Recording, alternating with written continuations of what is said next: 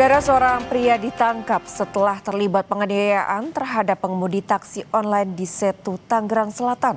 Peristiwa yang viral di media sosial ini berawal dari senggolan antar kendaraan yang berujung cekcok dan kekerasan fisik.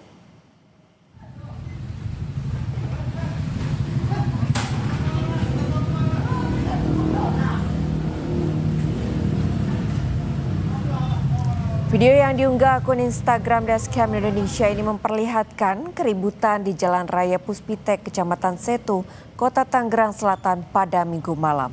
Dalam rekaman saudara, korban terlihat terlibat adu mulut dengan seorang pria. Situasi memanas dan pelaku diduga menganiaya dan menodongkan senjata ke arah kepala korban.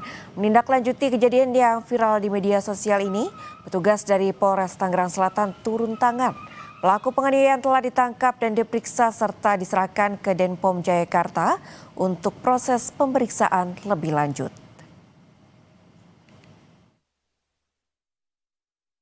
Dari korban memang supir dari salah satu ojek online menggunakan mobil. Memang pada saat kejadian terjadi cekcok antara terduga pelaku dengan korban, di mana ada sedikit senggol-menyenggol antara kendaraan, kemudian terjadi perbuatan yang ada di video tersebut.